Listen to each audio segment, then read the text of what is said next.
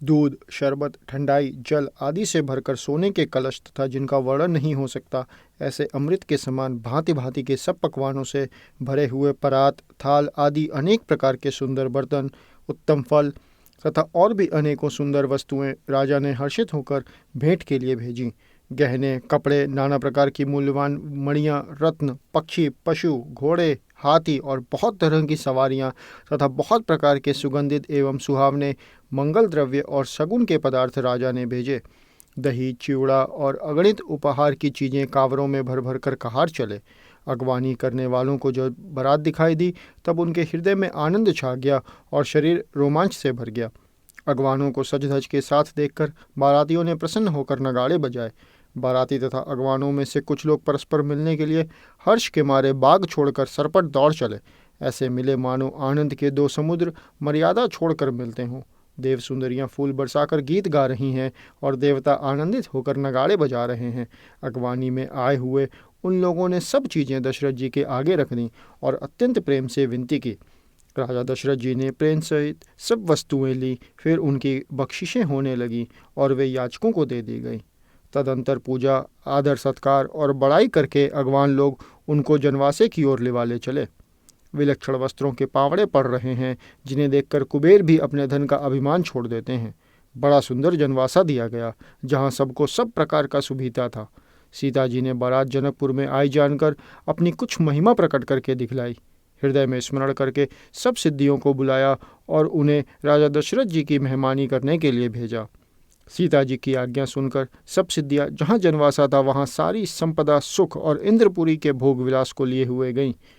बारातियों ने अपने अपने ठहरने के स्थान देखे तो वहाँ देवताओं के से सब सुखों को सब प्रकार से सुलभ पाया। ऐसे ऐश्वर्य का कुछ भी भेद कोई जान न सका। सब जनक जी की बड़ाई कर रहे हैं। श्री रघुनाथ जी यह सब सीता जी की महिमा जानकर और उनका प्रेम पहचानकर हृदय में हर्षित हुए। पिता दशरथ जी के आने का समाचार सुनकर दोनों भाइयों के हृदय में महान आनंद समाता न था। संकोचवश वे गुरु विश्वामित्र जी से कह नहीं सकते थे, परंतु मन में पिताजी के दर्शनों की लालसा थी। विश्वामित्र जी ने उनकी बड़ी नम्रता देखी तो उनके हृदय में बहुत संतोष उत्पन्न हुआ। प्रसन्न होकर उन्होंने दोनों भाइयों को हृदय से लगा लिया। उनका शरीर पुलकित हो गया और नेत्रों में प्रेमाश्रुओं का जल भर आया। वे उसे जनवासे को चले जहाँ दशरथ जी थे, मानो सरोवर प्यासे की ओर लक्ष्य करके चला हो। जब राजा दशरथ जी ने पुत्रों सहित मुनि को आते देखा तब वे हर्षित होकर उठे और सुख के समुद्र में थाहसी लेते हुए चले। पृथ्वीपति दशरथ जी ने मुनि की चरण धूलि को बारंबार सिर पर चढ़ाकर उनको दंडवत प्रणाम किया।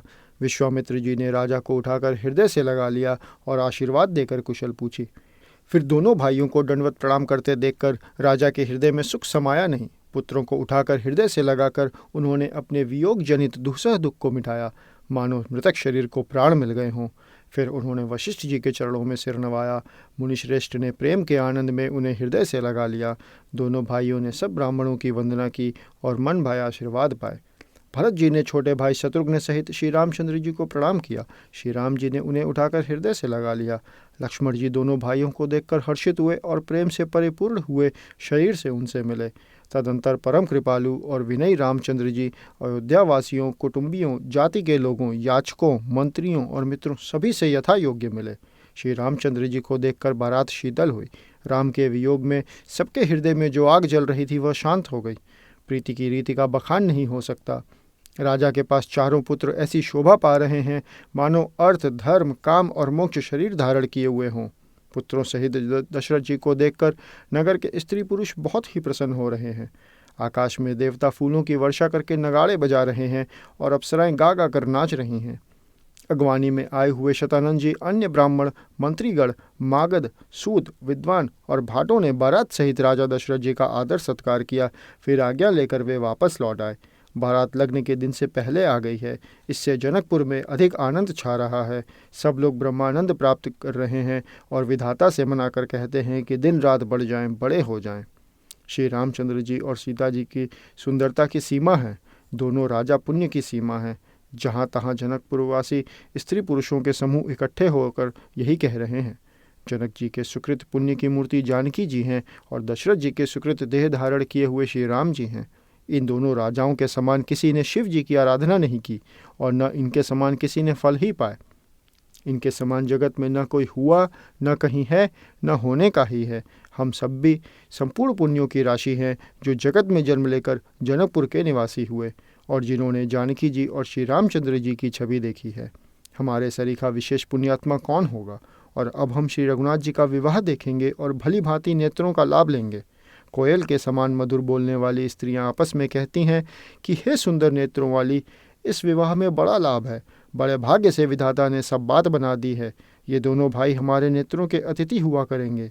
जनक जी स्नेहवश बार बार सीता जी को बुलावेंगे और करोड़ों कामदेवों के समान सुंदर दोनों भाई सीता जी को लेने विदा करने आया करेंगे। तब उनकी अनेकों प्रकार से पहुनाई होगी। सखी, ऐसी ससुराल किसे प्यारी न होगी। तब हम सब नगर निवासी श्री राम लक्ष्मण को देख कर सुखी होंगे। हे सखी, जैसा श्री राम लक्ष्मण का जोड़ा है वैसा ही 2 कुमार राजा के साथ और भी हैं। वे भी एक श्याम और दूसरे गौर वर्ण के हैं। उनके भी सब अंग बहुत सुंदर हैं। जो लोग उन्हें देख आए हैं वे सब यही कहते हैं। एक ने कहा, मैंने आज ही उन्हें देखा है। इतने सुंदर हैं मानो ब्रह्मा जी ने उन्हें अपने हाथों संवारा है। भरत तो श्री रामचंद्र जी की ही शक्ल सूरत के हैं। स्त्री पुरुष उन्हें सहसा पहचान नहीं सकते। लक्ष्मण और शत्रुघ्न दोनों का एक रूप है। दोनों के नख से शिखा तक सभी अंग अनुपम हैं। मन को बड़े अच्छे लगते हैं, पर मुख से उनका वर्णन नहीं हो सकता। उनकी उपमा के योग्य तीनों लोकों में कोई नहीं है। दास तुलसी कहता है, कवि और कोविद विद्वान कहते हैं उनकी कोई उपमा नहीं है। बल, विनय, विद्या, शील और शोभा के समुद्र इनके समान यही हैं।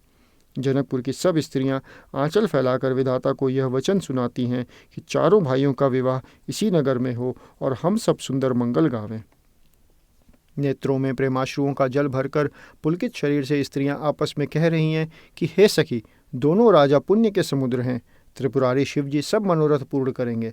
इस प्रकार सब मनोरथ कर रही हैं और हृदय को उमंग उमंग कर उत्साहपूर्वक आनंद से भर रही हैं। सीता जी के स्वयंवर में जो राजा आए थे उन्होंने भी चारों भाइयों को देखकर सुख पाया। श्री रामचंद्र जी का निर्मल और महान यश कहते हुए राजा लोग अपने अपने घर गए। इस प्रकार कुछ दिन बीत गए। जनकपुर निवासी और बाराती सभी बड़े आनंदित हैं। मंगलों का मूल लग्न का दिन आ गया। हेमंत ऋतु और सुहावना अगहन का महीना था।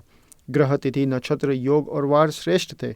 लग्न मुहूर्त शोध कर ब्रह्मा जी ने उस पर विचार किया और उस लग्न पत्रिका को नारद जी के हाथ जनक जी के यहाँ भेज दिया। जनक जी के ज्योतिषियों ने भी वही गणना कर रखी थी। जब सब लोगों ने यह बात सुनी तब वे कहने लगे, यहाँ के ज्योतिषी भी ब्रह्मा ही हैं। निर्मल और सभी सुंदर मंगलों की मूल गोधूली की पवित्र वेला आ गई और अनुकूल शकुन होने लगे। यह जानकर ब्राह्मणों ने जनक जी से कहा। तब राजा जनक ने पुरोहित शतानंद जी से कहा कि अब देर का क्या कारण है। तब शतानंद जी ने मंत्रियों को बुलाया। वे सब मंगल का सामान सजा कर ले आए। शंख, नगाड़े, ढोल और बहुत से बाजे बजने लगे तथा मंगल कलश और शुभ शकुन की वस्तुएं, दधी, दुर्वा आदि सजाई गईं। सुंदर सुहागिनी स्त्रियां गीत गा रही हैं और पवित्र ब्राह्मण वेद की ध्वनि कर रहे हैं। सब लोग इस प्रकार आदरपूर्वक बारात को लेने चले और जहां बारातियों का जनवासा था वहां गए। अवधपति दशरथ जी का समाज वैभव देखकर उनको देवराज इंद्र भी बहुत ही तुच्छ लगने लगे। उन्होंने जाकर विनती की, समय हो गया, अब पधारिए। यह सुनते ही नगाड़ों पर चोट पड़ी। गुरु वशिष्ठ जी से पूछकर और कुल की सब रीतियों को करके राजा दशरथ जी मुनियों और साधुओं के समाज को साथ लेकर चले। अवध नरेश दशरथ जी का भाग्य और वैभव देखकर और अपना जन्म व्यर्थ समझकर ब्रह्मा जी आदि देवता हजारों मुखों से उनकी सराहना करने लगे। देवगढ़ सुंदर मंगल का अवसर जानकर नगाड़े बजा बजा कर फूल बरसाते हैं। शिव जी, ब्रह्मा जी आदि देव वृंद यूथ टोलियां बना बनाकर विमानों पर जा चढ़े और प्रेम से पुलकित शरीर हो तथा हृदय में उत्साह भरकर श्री रामचंद्र जी का विवाह देखने चले। जनकपुर को देखकर देवता इतने अनुरक्त हो गए कि उन सबको अपने अपने लोक बहुत तुच्छ लगने लगे। विचित्र मंडप को तथा नाना प्रकार की सब अलौकिक रचनाओं को वे चकित होकर देख रहे हैं। नगर के स्त्री पुरुष रूप के भंडार, सुघड़, श्रेष्ठ, धर्मात्मा, सुशील और सुजान हैं। उन्हें देखकर सब देवता और देवांगनाएं ऐसे प्रभाहीन हो गए जैसे चंद्रमा के उजियाले में तारागण फीके पड़ जाते हैं। ब्रह्मा जी को विशेष आश्चर्य हुआ, क्योंकि वहां उन्होंने अपनी कोई करनी रचना तो कहीं देखी ही नहीं। तब शिव जी ने सब देवताओं को समझाया कि तुम लोग आश्चर्य में मत भूलो, हृदय में धीरज धरकर विचार तो करो कि यह भगवान की महामहिमा मई निज शक्ति श्री सीता जी का और अखिल ब्रह्मांडों के परम ईश्वर साक्षात भगवान श्री रामचंद्र जी का विवाह है, जिनका नाम लेते ही जगत में सारे अमंगलों की जड़ कट जाती है और चारों पदार्थ अर्थ धर्म काम मोक्ष मुट्ठी में आ जाते हैं। ये वही जगत के माता पिता श्री सीताराम जी हैं। काम के शत्रु शिव जी ने ऐसा कहा। इस प्रकार शिव जी ने देवताओं को समझाया और फिर अपने श्रेष्ठ बल नंदीश्वर को आगे बढ़ाया। देवताओं ने देखा कि दशरथ जी मन में बड़े ही प्रसन्न और शरीर से पुलकित हुए चले जा रहे हैं। उनके साथ परम हर्षयुक्त साधुओं और ब्राह्मणों की मंडली ऐसी शोभा दे रही है मानो समस्त सुख शरीर धारण करके उनकी सेवा कर रहे हों। चारों सुंदर पुत्र साथ में ऐसे सुशोभित हैं मानो संपूर्ण मोक्ष सालोक्य सामीप्य सारूप्य सायुज्य शरीर धारण किए हों। मरकतमणि और सुवर्ण के रंग की सुंदर जोड़ियों को देखकर देवताओं को कम प्रीति नहीं हुई, अर्थात बहुत ही प्रीति हुई। फिर श्री रामचंद्र जी को देखकर वे हृदय में अत्यंत हर्षित हुए। राजा की सराहना करके उन्होंने फूल बरसाए। नख से शिखा तक श्री रामचंद्र जी के सुंदर रूप को बार बार देखते हुए पार्वती जी सहित श्री शिव जी का शरीर पुलकित हो गया और उनके नेत्र प्रेमाश्रुओं के जल से भर गए। राम जी का मोर के कंठ की सी कांति वाला हरिताभ श्याम शरीर है। बिजली का अत्यंत निरादर करने वाले प्रकाश में सुंदर पीत रंग के वस्त्र हैं। सब मंगल रूप और सब प्रकार से सुंदर भांति भांति के विवाह के आभूषण शरीर पर सजाए हुए हैं। उनका सुंदर मुख शरद पूर्णिमा के निर्मल चंद्रमा के समान और मनोहर नेत्र नवीन कमल को लजाने वाले हैं। सारी सुंदरता अलौकिक है, माया की बनी नहीं है, दिव्य सच्चिदानंदमयी है, वह कही नहीं जा सकती। मन ही मन बहुत प्रिय लगती है। साथ में मनोहर भाई शोभित हैं जो चंचल घोड़ों को नचाते हुए चले जा रहे हैं। राजकुमार श्रेष्ठ घोड़ों को उनकी चाल को दिखला रहे हैं और वंश की प्रशंसा करने वाले मागध भाट विरुदावली सुना रहे हैं। जिस घोड़े पर श्री राम जी विराजमान हैं उसकी तेज चाल देखकर गरुड़ भी लजा जाते हैं। उसका वर्णन नहीं हो सकता, वह सब प्रकार से सुंदर है, मानो कामदेव ने ही घोड़े का वेश धारण कर लिया हो। मानो श्री रामचंद्र जी के लिए कामदेव घोड़े का वेश बनाकर अत्यंत शोभित हो रहा है। वह अपनी अवस्था, बल, रूप, गुण और चाल से समस्त लोगों को मोहित कर रहा है। सुंदर मोती, मणि और माणिक की लगी हुई जड़ायु जीन ज्योति से जगमगा रहा है। उसकी सुंदर घुंघरू लगी ललित ललाम को देखकर देवता, मनुष्य और मुनि सभी ठगे जाते हैं। प्रभु की इच्छा में अपने मन को लीन किए चलता हुआ वह घोड़ा बड़ी शोभा पा रहा है, मानो तारागढ़ तथा बिजली से अलंकृत मेघ सुंदर मोर को नचा रहा हो। जिस श्रेष्ठ घोड़े पर श्री रामचंद्र जी सवार हैं उसका वर्णन सरस्वती जी भी नहीं कर सकती। शंकर जी श्री रामचंद्र जी के रूप में ऐसे अनुरक्त हुए कि उन्हें अपने 15 नेत्र इस समय बहुत ही प्यारे लगने लगे। भगवान विष्णु ने जब प्रेम सहित श्री राम को देखा तब वे रमणीयता की मूर्ति श्री लक्ष्मी जी के पति श्री लक्ष्मी जी सहित मोहित हो गए। श्री रामचंद्र जी की शोभा देखकर ब्रह्मा जी बड़े प्रसन्न हुए, पर अपने 8 ही नेत्र जानकर पछताने लगे। देवताओं के सेनापति स्वामी कार्तिक के हृदय में बड़ा उत्साह है, क्योंकि वे ब्रह्मा जी से ढ्योड़ी अर्थात 12 नेत्रों से राम दर्शन का सुंदर लाभ उठा रहे हैं। सुजान इंद्र अपने 1000 नेत्रों से रामचंद्र जी को देख रहे हैं और गौतम जी के शाप को अपने लिए परम हितकर मान रहे हैं। सभी देवता देवराज इंद्र से ईर्ष्या कर रहे हैं और कह रहे हैं कि आज इंद्र के समान भाग्यवान दूसरा कोई नहीं है। श्री रामचंद्र जी को देखकर देवगण प्रसन्न हैं और दोनों राजाओं के समाज में विशेष हर्ष छा रहा है। दोनों ओर से राज समाज में अत्यंत हर्ष है और बड़े जोर से नगाड़े बज रहे हैं। देवता प्रसन्न होकर और रघुकुल मणि श्री राम की जय हो जय हो जय हो कहकर फूल बरसा रहे हैं। इस प्रकार बारात को आती हुई जानकर बहुत प्रकार के बाजे बजने लगे और रानी सुहागिन स्त्रियों को बुलाकर परछन के लिए मंगल द्रव्य सजाने लगी। अनेक प्रकार से आरती सजकर और समस्त मंगल द्रव्यों को यथा योग्य सजाकर गजगामिनी हाथी की सी चाल वाली उत्तम स्त्रियां आनंदपूर्वक परछन के लिए चलीं। सभी स्त्रियां चंद्रमुखी चंद्रमा के समान मुख वाली और सभी मृगलोचनी हरिण की सी आंखें वाली हैं और सभी अपने शरीर की शोभा से रति के गर्व को छुड़ाने वाली हैं। रंग रंग की सुंदर साड़ियाँ पहने हैं और शरीर पर सब आभूषण सजे हुए हैं। समस्त अंगों को सुंदर मंगल पदार्थों से सजाए हुए वे कोयल को भी लजाती हुई मधुर स्वर से गान कर रही हैं। कंगन, करधनी और नुपुर बज रहे हैं। स्त्रियों की चाल देखकर कामदेव के हाथी भी लजा जाते हैं। अनेक प्रकार के बाजे बज रहे हैं। आकाश और नगर दोनों स्थानों में सुंदर मंगलाचर हो रहे हैं। शची, इंद्राणी, सरस्वती, लक्ष्मी, पार्वती और जो स्वभाव से ही पवित्र और सयानी देवांगनाएं थीं, वे सब कपट से सुंदर स्त्री का वेश बनाकर रनिवास में जा मिलीं और मनोहर वाणी से मंगल गान करने लगीं। सब कोई हर्ष के विशेष वश थे, अतः किसी ने उन्हें पहचाना नहीं। कौन किसे जाने पहचाने। आनंद के वश हुई सब दुल्हा बने हुए ब्रह्म का परछन करने चलीं।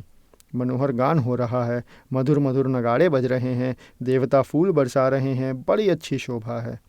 आनंद कंद दुल्ह को देखकर सब स्त्रियां हृदय में हर्षित हुईं। उनके कमल सरीखे नेत्रों में प्रेमाश्रुओं का जल उमड़ आया और सुंदर अंकों में पुलकावली छा गई। श्री रामचंद्र जी का वरवेश देखकर सीता जी की माता सुनैना जी के मन में जो सुख हुआ उसे हजारों सरस्वती और शेष जी 100 कल्पों में भी नहीं कह सकते, अथवा लाखों सरस्वती और शेष लाखों कल्पों में भी नहीं कह सकते। मंगल अवसर जानकर नेत्रों के जल को रोके हुए रानी प्रसन्न मन से परछन करने लगीं। वेदों में कहे हुए तथा कुलाचार के अनुसार सभी व्यवहार रानी ने भली भांति किए। पंच शब्द तंत्री, ताल, झांझ, नगारा और तुरही, इन 5 प्रकार के बाजों के शब्द, पंच ध्वनि, वेद ध्वनि, वंद्य ध्वनि, जय ध्वनि, शंख ध्वनि और हूल ध्वनि और मंगल गान हो रहे हैं। नाना प्रकार के वस्त्रों के पावड़े पड़ रहे हैं। उन्होंने रानी ने आरती करके अर्घ्य दिया। तब श्री राम जी ने मंडप में गमन किया। दशरथ जी अपनी मंडली सहित विराजमान हुए। उनके वैभव को देखकर लोकपाल भी लजा गए। समय समय पर देवता फूल बरसाते हैं और भूदेव ब्राह्मण समय अनुकूल शांति पाठ करते हैं। आकाश और नगर में शोर मच रहा है, अपनी पराई कोई कुछ भी नहीं सुनता। इस प्रकार श्री रामचंद्र जी मंडप में आए और अर्घ्य देकर आसन पर बैठ गए। आसन पर बैठकर आरती करके दुल्हा को देखकर स्त्रियां सुख पा रही हैं। वे ढेर के ढेर मणि, वस्त्र और गहने निछावर करके मंगल गा रही हैं। ब्रह्मा आदि श्रेष्ठ देवता ब्राह्मण का वेश बनाकर कौतुक देख रहे हैं। वे रघुकुल रूपी कमल के प्रफुल्लित करने वाले सूर्य श्री रामचंद्र जी की छवि देखकर अपना जीवन सफल जान रहे हैं। नाई, बारी, बाट और नट श्री रामचंद्र जी की निछावर पाकर आनंदित हो सिर नवाकर आशीष देते हैं। उनके हृदय में हर्ष समाता नहीं है। वैदिक और लौकिक सब रीतियां करके जनक जी और दशरथ जी बड़े प्रेम से मिले। दोनों महाराज मिलते हुए बड़े ही शोभित हुए। कवि उनके लिए उपमा खोज खोज कर लजा गए। जब कहीं भी उपमा नहीं मिली तब हृदय में हार मारकर उन्होंने मन में यही उपमा निश्चित की कि इनके समान ये ही हैं। समधियों का मिलाप या परस्पर संबंध देखकर देवता अनुरुक्त हो गए और फूल बरसाकर उनका यश गाने लगे। वे कहने लगे, जब से ब्रह्मा जी ने जगत को उत्पन्न किया तब से हमने बहुत विवाह देखे सुने, परंतु सब प्रकार से समान समाज और बराबरी के पूर्ण समता युक्त समधि तो आज ही देखे। देवताओं की सुंदर सत्यवाणी सुनकर दोनों ओर अलौकिक प्रीति छा गई। सुंदर पावड़े और अर्घ देते हुए जनक जी दशरथ जी को आदरपूर्वक मंडप में लाए। मंडप को देखकर उसकी विचित्र रचना और सुंदरता से मुनियों के मन भी हिर गए, मोहित हो गए। सुजान जनक जी ने अपने हाथों से ला लाकर सबके लिए सिंहासन रखे। उन्होंने अपने कुल के इष्ट देवता के समान वशिष्ठ जी की पूजा की और विनय करके आशीर्वाद प्राप्त किया। विश्वामित्र जी की पूजा करते समय की परम प्रीति की रीति तो कहते ही नहीं बनती। राजा ने वामदेव आदि ऋषियों की प्रसन्न मन से पूजा की, सभी को दिव्य आसन दिए और सबसे आशीर्वाद प्राप्त किया। फिर उन्होंने कौशलाधीश राजा दशरथ जी की पूजा उन्हें ईश महादेव जी के समान जानकर की और कोई दूसरा भाव न था। तदंतर उनके संबंध से अपने भाग्य और वैभव के विस्तार की सराहना करके हाथ जोड़कर विनती और बड़ाई की। राजा जनक जी ने सब बारातियों का समधी दशरथ जी के समान ही सब प्रकार से आदरपूर्वक पूजन किया और सब किसी को उचित आसन दिए। मैं एक मुख से उस उत्साह का क्या वर्णन करूं। राजा जनक ने दान, मान सम्मान, विनय और उत्तम वाणी से सारी बारात का सम्मान किया। ब्रह्मा, विष्णु, शिव, दिक्पाल और सूर्य जो श्री रघुनाथ जी का प्रभाव जानते हैं, वे कपट से ब्राह्मणों का सुंदर वेश बनाए बहुत ही सुख पाते हुए सब लीला देख रहे थे। जनक जी ने उनको देवताओं के समान जानकर उनका पूजन किया और बिना पहचाने भी उन्हें सुंदर आसन दिए। कौन किसको जाने पहचाने, सबको अपनी ही सुध भूली हुई है। आनंद कंद दुल्हा को देखकर दोनों ओर आनंदमयी स्थिति हो रही है। सुजान सर्वज्ञ श्री रामचंद्र जी ने देवताओं को पहचान लिया और उनकी मानसिक पूजा करके उन्हें मानसिक आसन दिए। प्रभु का श्रील स्वभाव देखकर देवगण मन में बहुत आनंदित हुए। श्री रामचंद्र जी के मुख रूपी चंद्रमा की छवि को सभी के सुंदर नेत्र रूपी चकोर आदरपूर्वक पान कर रहे हैं। प्रेम और आनंद कम नहीं है, अर्थात बहुत है। समय देखकर वशिष्ठ जी ने शतानंद जी को आदरपूर्वक बुलाया। वे सुनकर आदर के साथ आए। वशिष्ठ जी ने कहा, अब जाकर राजकुमारी को शीघ्र ले आइए। मुनि की आज्ञा पाकर वे प्रसन्न होकर चले। बुद्धिमती रानी पुरोहित की वाणी सुनकर सखियों समेत बड़ी प्रसन्न हुई। ब्राह्मणों की स्त्रियां और कुल की बूढ़ी स्त्रियों को बुलाकर उन्होंने कुलरीति करके सुंदर मंगल गीत गाए। श्रेष्ठ देवांगनाएं जो सुंदर मनुष्य स्त्रियों के वेश में हैं, सभी स्वभाव से ही सुंदरी और श्यामा 16 वर्ष की अवस्था वाली हैं। उनको देखकर रनिवास की स्त्रियां सुख पाती हैं और बिना पहचान के ही वे सबको प्राणों से भी प्यारी हो रही हैं। उन्हें पार्वती, लक्ष्मी और सरस्वती के समान जानकर रानी बार बार उनका सम्मान करती हैं। रनिवास की स्त्रियां और सखियां सीता जी का श्रृंगार करके मंडली बनाकर प्रसन्न होकर उन्हें मंडप में लेवा चलीं। सुंदर मंगल का साज सजाकर रनिवास की स्त्रियां और सखियां आदर सहित सीता जी को लेवा चलीं। सभी सुंदरियां 16 श्रृंगार किए हुए मतवाले हाथियों की चाल से चलने वाली हैं। उनके मनोहर गान को सुनकर मुनि ध्यान छोड़ देते हैं और कामदेव की कोयलें भी लजा जाती हैं। पायजेब, पैंजनी और सुंदर कंकड़ ताल की गति पर बड़े सुंदर बज रहे हैं। सहज ही सुंदरी सीता जी स्त्रियों के समूह में इस प्रकार शोभा पा रही हैं मानो छवि रूपी ललनाओं के समूह के बीच साक्षात परम मनोहर शोभा रूपी स्त्री शोभित हो। सीता जी की सुंदरता का वर्णन नहीं हो सकता, क्योंकि बुद्धि बहुत छोटी होती है और मनोहरता बहुत बड़ी है। रूप की राशि और सब प्रकार से पवित्र सीता जी को बारातियों ने आते देखा। सभी ने उन्हें मन ही मन प्रणाम किया। श्री रामचंद्र जी को देखकर तो सभी पूर्ण काम कृतकृत्य हो गए। राजा दशरथ जी पुत्रों सहित हर्षित हुए। उनके हृदय में जितना आनंद था वह कहा नहीं जा सकता। देवता प्रणाम करके फूल बरसा रहे हैं। मंगलों की मूल मुनियों के आशीर्वादों की ध्वनि हो रही है। गानों और नगाड़ों के शब्द से बड़ा शोर मच रहा है। सभी नर नारी प्रेम और आनंद में मग्न हैं। इस प्रकार सीता जी मंडप में आईं। मुनिराज बहुत ही आनंदित होकर शांति पाठ पढ़ रहे हैं। उस अवसर की सब रीति व्यवहार और कुलाचार दोनों कुलगुरुओं ने किए।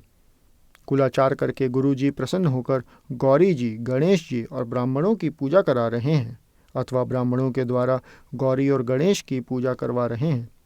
देवता प्रकट होकर पूजा ग्रहण करते हैं, आशीर्वाद देते हैं और अत्यंत सुख पा रहे हैं। मधुपर्क आदि जिस किसी भी मांगलिक पदार्थ की मुनि जिस समय भी मन में चाह मात्र करते हैं, सेवकगण उसी समय सोने की परातों में और कलशों में भरकर उन पदार्थों को लिए तैयार रहते हैं। स्वयं सूर्यदेव प्रेम सहित अपने कुल की सब रीतियां बता देते हैं और वे सब आदरपूर्वक की जा रही हैं। इस प्रकार देवताओं की पूजा करा के मुनियों ने सीता जी को सुंदर सिंहासन दिया। श्री सीता जी और श्री राम जी का आपस में एक दूसरे को देखना तथा उनका परस्पर का प्रेम किसी को लख नहीं पड़ रहा है। जो बात श्रेष्ठ मन, बुद्धि और वाणी से भी परे है, उसे कवि क्यों कर प्रकट करे। हवन के समय अग्निदेव शरीर धारण करके बड़े ही सुख से आहुति ग्रहण करते हैं और सारे वेद ब्राह्मण का वेश धरकर विवाह की विधियां बता देते हैं। जनक जी की जगत विख्यात पटरानी और सीता जी की माता का बखान तो हो ही कैसे सकता है। सुयश, सुकृत, पुण्य, सुख और सुंदरता सबको बटोर कर विधाता ने उन्हें संवार कर तैयार किया है। समय जानकर श्रेष्ठ मुनियों ने उनको बुलवाया। यह सुनते ही सुहागिनी स्त्रियां उन्हें आदरपूर्वक ले आईं। सुनैना जी, जनक जी की पटरानी, जनक जी की बाईं ओर ऐसी सोह रही हैं मानो हिमाचल के साथ मैना जी सुशोभित हों। पवित्र, सुगंधित और मंगल जल से भरे सोने के कलश और मणियों की सुंदर परातें राजा और रानी ने आनंदित होकर अपने हाथों से लाकर श्री रामचंद्र जी के आगे रखीं। मुनि मंगलवाड़ी से वेद पढ़ रहे हैं। सुअवसर जानकर प्रकाश से फूलों की झड़ी लग गई है। दुल्हा को देखकर राजा रानी प्रेम मग्न हो गए और उनके पवित्र चरणों को पखारने लगे। वे श्री राम जी के चरण कमलों को पखारने लगे।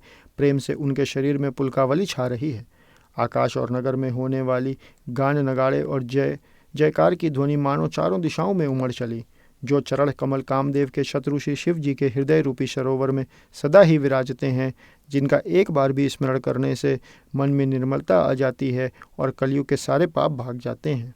जिनका स्पर्श पाकर गौतम मुनि की स्त्री अहिल्या ने जो पापमयी थी परम गति पाई, जिन चरण कमलों का मकरंद गंगा जी शिव जी के मस्तक पर विराजमान है, जिसको देवता पवित्रता की सीमा बताते हैं, मुनि और योगी जन अपने मन को भौरा बनाकर जिन चरण कमलों का सेवन करके मनोवांछित गति प्राप्त करते हैं, उन्हीं चरणों को भाग्य के पात्र बड़भागी जनक जी धो रहे हैं।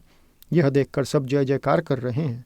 दोनों कुलों के गुरु, वर और कन्या की हथेलियों को मिलाकर शाखोच्चार करने लगे।